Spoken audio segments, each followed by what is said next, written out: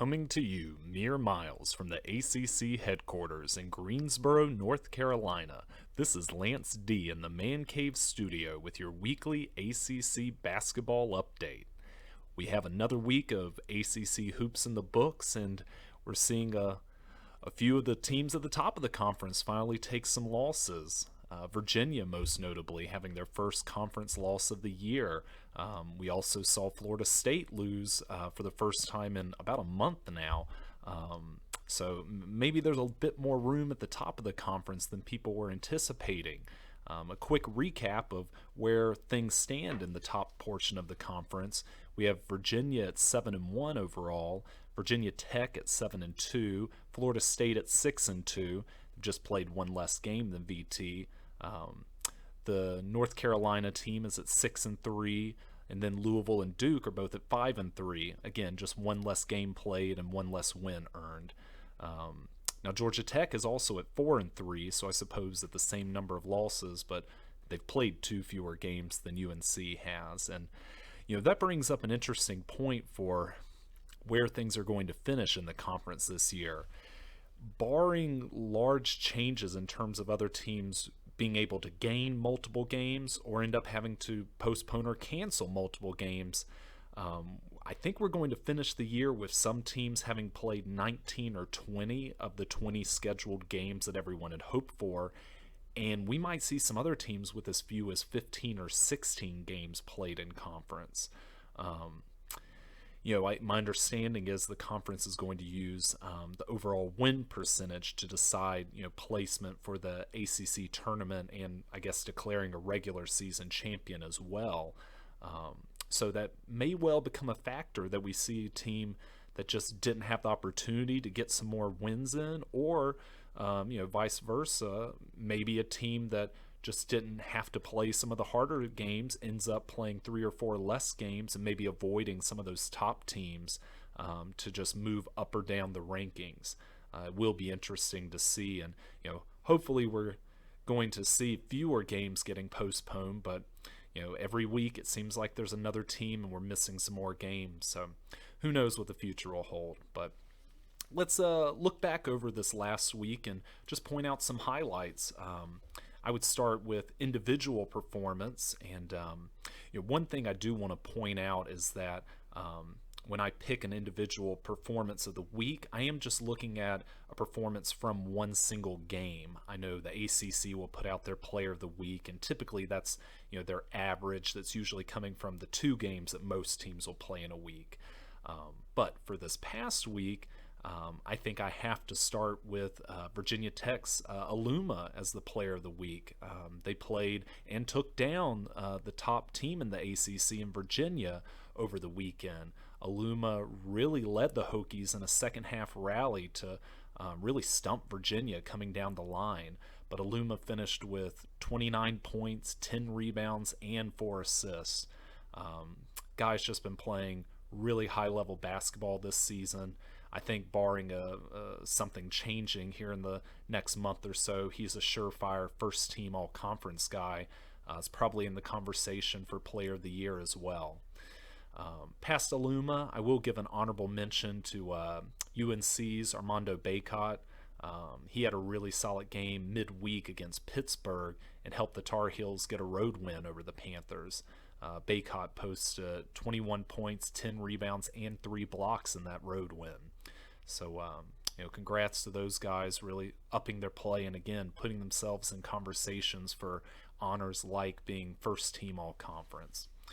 Now, looking over full games for my game of the week, it was interesting because the majority of games this week just were not close. That's not to say, there wasn't at least one team playing some quality ball there, but I do like to focus on games that are really exciting, come down to the wire for these when I pick my game of the week. And really, it was our very last game of the weekend, just yesterday when NC State went up to Syracuse and played.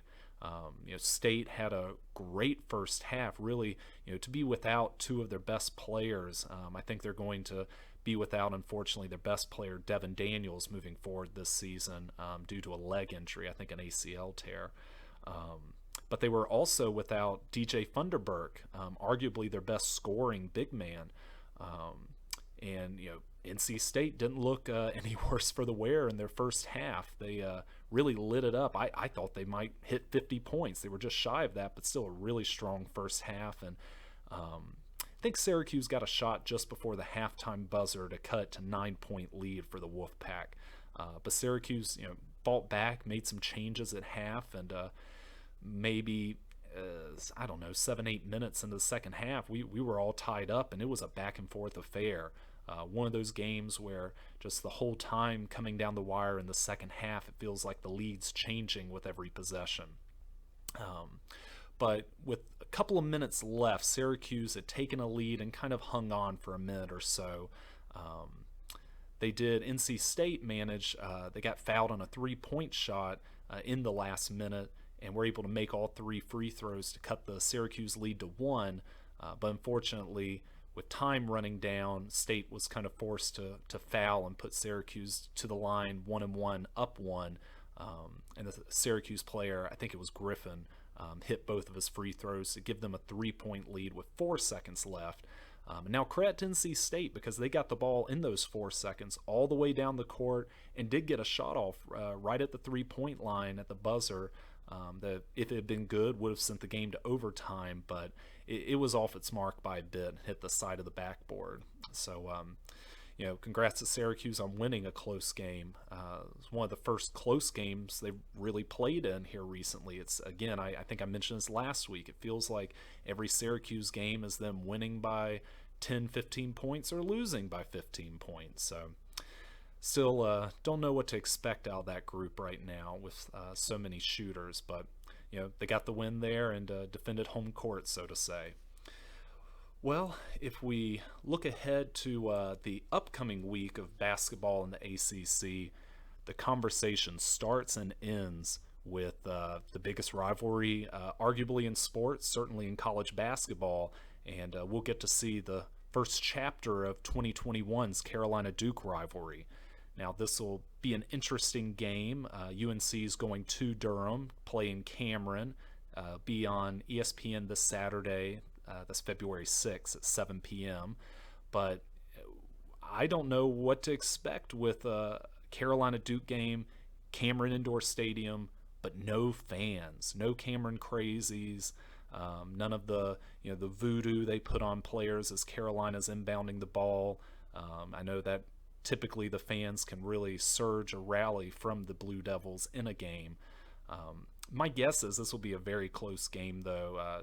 This rivalry typically is, but even with that said, the line from Vegas, I haven't seen it yet. My guess is neither team, I don't know which team will be favored truly, but I don't think either team will be favored by more than a basket. Both are playing in an uptick right now the last week or two. I think for the Heels, maybe the last few weeks, and Duke over the last week has moved in the right direction, looked pretty good against Clemson over the weekend. But, there's just so many weird things that tend to happen in these Carolina-Duke games. You throw the record out the window. A lot of these guys, they know each other well. They go to the same barber shop that's kind of right at the line between Chapel Hill and Durham. There's a good bit of respect, I think, amongst the players for the rivalry, but you just can't replace some of the hate that's in there too. And the fans, I think, stoke that more. And again, that'll be one of the weird twists here with no fans in the arena. But I'm guessing we're in for a game that will not disappoint and will likely come down to the wire. So, again, this Saturday, 7 p.m., ESPN. You don't want to miss that. Actually, you know what? I think the game's actually at 6 p.m. So check that. But Saturday night, don't miss that.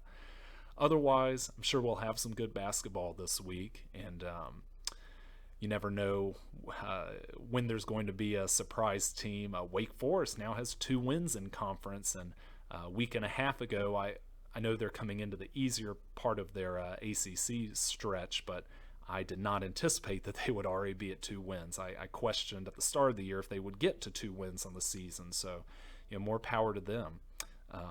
You never know what you'll see in ACC basketball, and keep your eyes peeled this week, and just drop a comment below if you do have any questions or feel like I left something out that should have been mentioned. Otherwise, y'all take care. Go ACC.